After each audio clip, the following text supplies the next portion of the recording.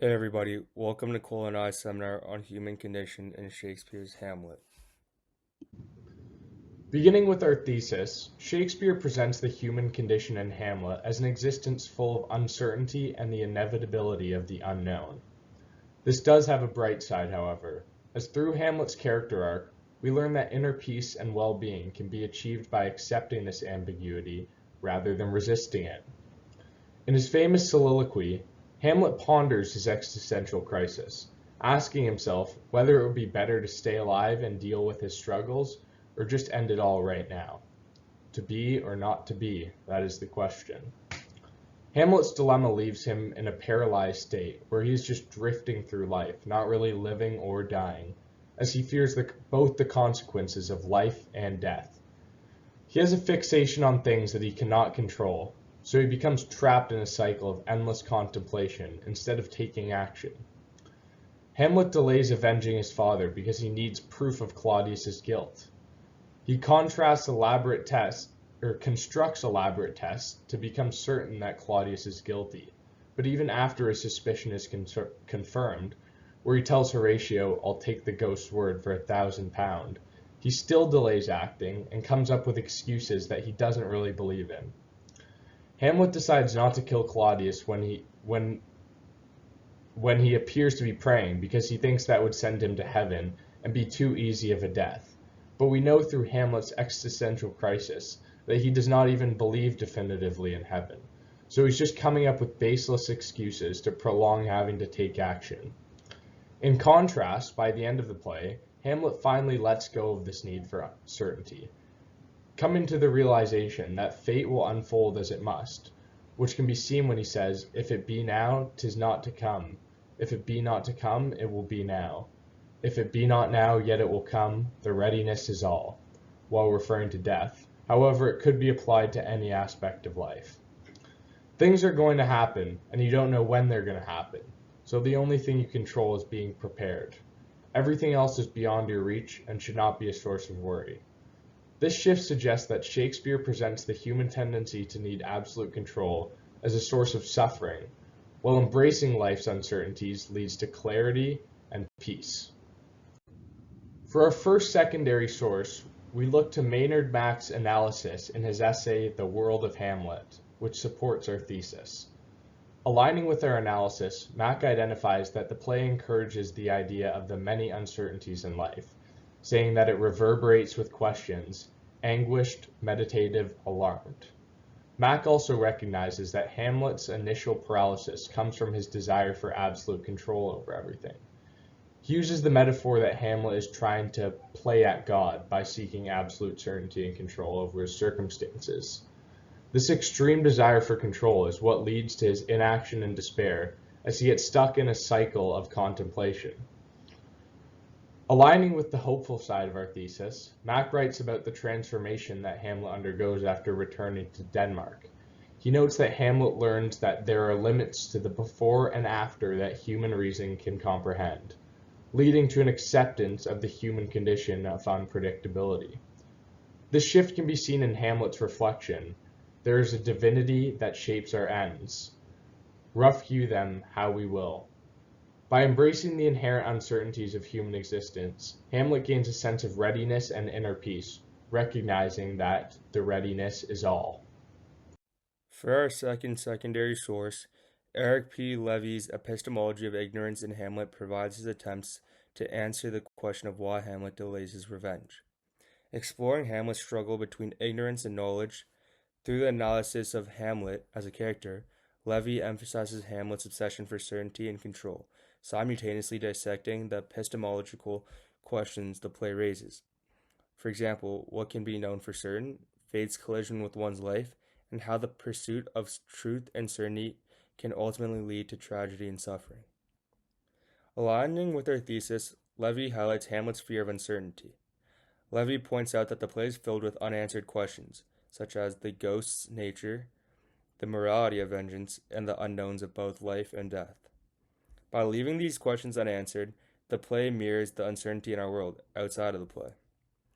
Levy additionally cites the work of Maynard Mack, noting that Hamlet's world is preeminently in the interrogative mood. showing effects of a struggle to find certainty. Presented through the character Hamlet, Levy indicates Shakespeare's presentation of human knowledge as both a necessity and a curse, as the quest for truth can be destabilizing. In Hamlet's case, knowledge leads him into madness. On the contrary, Levi notes that the play suggests that ignorance can sometimes provide safety. For example, Gertrude's active avoidance of her moral failings and Claudius's prayers without repentance signify their denial of knowledge. By avoiding knowledge, they endure less suffering and in different ways from Hamlet, as his relentless pursuit of knowledge and certainty isolates him, forcing him to realize that knowledge can be devastating. Our thesis emphasizes that Hamlet's obsession with control causes his paralysis. Levi's discussion of Hamlet's need for certainty, his endless testing, questioning, and hesitation, validates our thesis. Moving on, J.J. Lawler's essay tackles Hamlet's internal conflicts from a different perspective.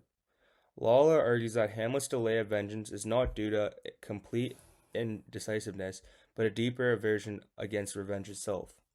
Whether this aversion stemmed from Hamlet's character or his dread towards the path paved by his father, Lawler suggests that Hamlet is trapped in a struggle between duty and morality, yet he never explicitly acknowledges this during the play. Instead, Hamlet diverts his questions to life, death, and fate, but never answers whether vengeance is just. Reinforcing our thesis, Lawler states that Hamlet questions everything but his moral aversion to revenge. As Lawler writes, the true solution is to make the hero call and question all things under the sun, except the duty that is enjoined upon him, for from that he cannot escape. Lawler therefore states that Hamlet is not just paralyzed by external obstacles, but by his own existential crisis and inability to accept uncertainty. Lawler argues that this hidden reluctance is what makes Hamlet a uniquely powerful tragedy. When Hamlet's overthinking leads to inaction, Lawler expresses that Hamlet ultimately finds peace by resigning to uncertainty. Hamlet's inability to act is overcome during the duel, only taking action when revenge becomes inevitable rather than premeditated. This shows Hamlet's surrender to uncertainty, allowing him to finally take action and reach clarity once he lets go of his need for order and control. For our first connection to literature, Marcus Aurelius' Meditations aligns perfectly with our thesis. Aurelius teaches that fate is beyond human control and has to be accepted as if it were a prescription from a physician.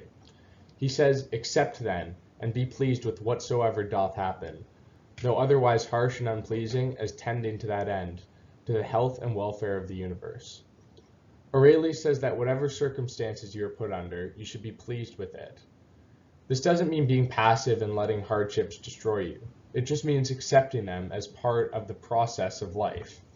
There isn't any inherent suffering attached to any given event. The suffering comes from our resistance against them.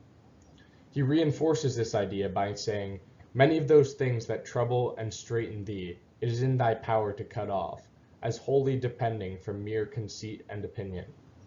And then thou shalt have room enough." In other words, our suffering is often caused by overanalyzing and resisting things that are out of our control. This reflects Hamlet's initial resistance against the unknown. He hesitates to act due to his fear of what will happen in the future. He delays killing Claudius not out of rational thought, but because of his obsessive need for certainty.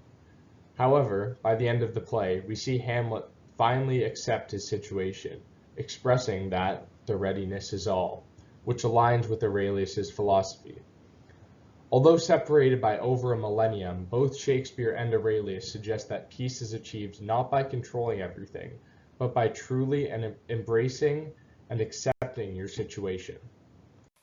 Another great piece of literary work connecting to Hamlet's theme of uncertainty and human condition is Albert Camus's The Stranger. Like Hamlet, the stranger's protagonist, Marcel lives solely in the physical world, refusing to embrace faith or belief even in the face of death. Much like Hamlet, Marcel struggles to accept his inevitable fate, death, as he moves through life indifferently than a traditional way. Much like Hamlet's paralysis caused by the unknown, the unpredictability of life and death affects both characters. Hamlet fears the unknown, while Marcel is indifferent as he accepts life as it comes. However, where Hamlet initially resists the uncertainty by finding excuses, fearing deception, not taking the ghost's word alone, analyzing consequences, and fear of mistake for his lack of action, Marcel does not try to rationalize life's uncertainties and lives through his dependence on a purely physical and material lens. By comparing the two works, the themes of acceptance and resistance clash through both protagonists. Exemplified by his excuses to delay vengeance, Hamlet's repulsive need to seek absolute certainty before he acts reveals his resistance against the unknown, life, death, and the afterlife, which may have ultimately led to his downfall. Initially, vengeance was delayed by the need for absolute proof of Claudius's guilt. However, even after confirming the truth, he hesitates, stating that he cannot kill Claudius while he is praying. Contrary to Hamlet's resistance, Marcel doesn't try and impose meaning or structure on his life, simply accepting his fate and actions. His detachment with control, seen through his lack of grief, inability to seek meaning in relationships, and absence of fear towards death, contrasts sharply with Hamlet's obsession over control. Hamlet's existential realization happens by the end of the play as he accepts the fact that fate is beyond his control, letting go of his desire for order. His line, "If it be now, 'tis not to come. If it be not to come, it will be now. The readiness is all," shows his acceptance of natural order. He no longer needs certainty, simply letting things meant to happen happen.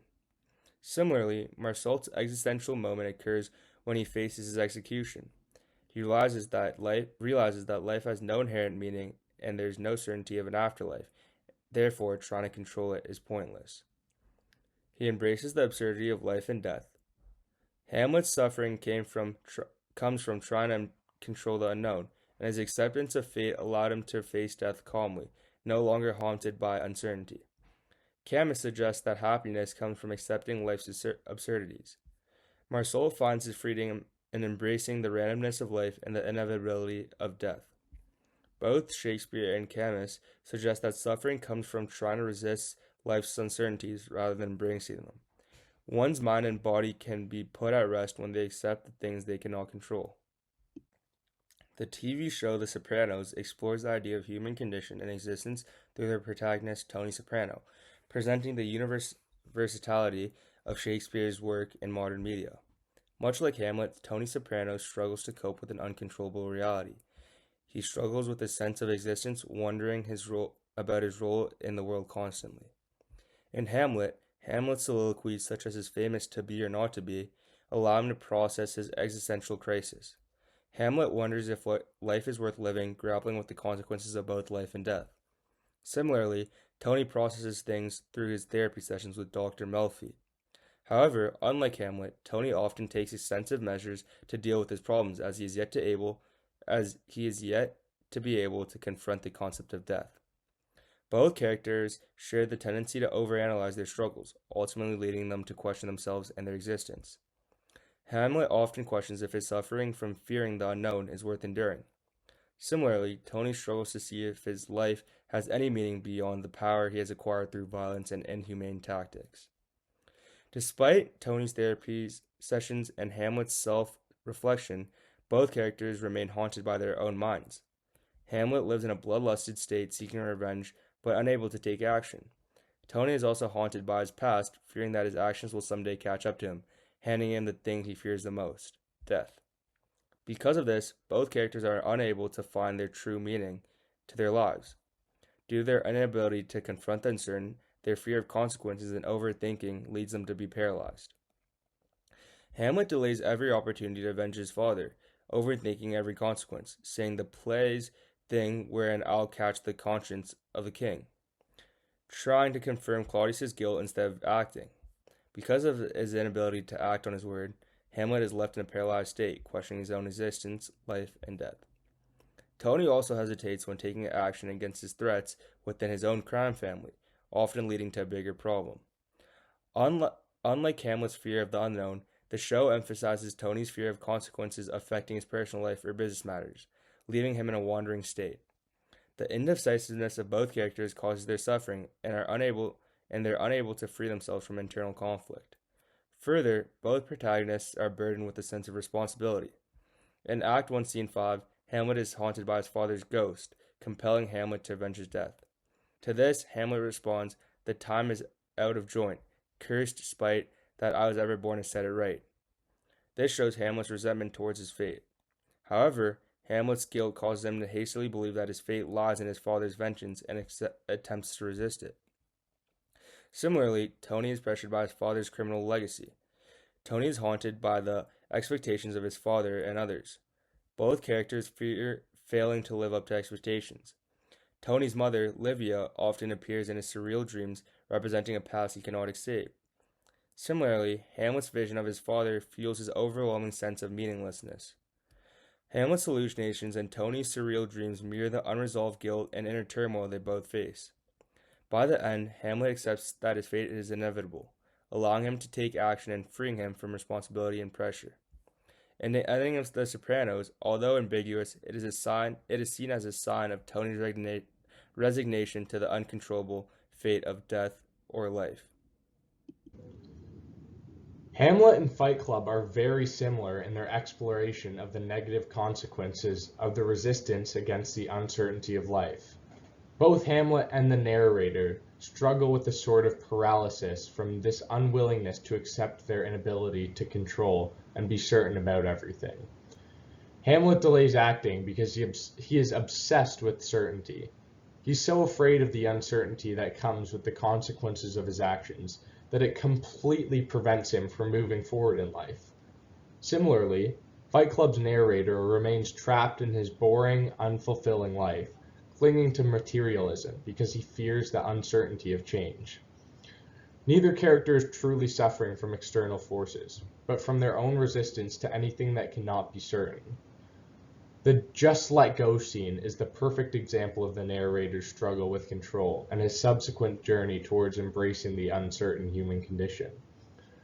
During the scene, Tyler Durden, an alter ego created subconsciously by the narrator as an embodiment for his desire to escape his current mundane life, drives into oncoming traffic, with the narrator in the passenger seat.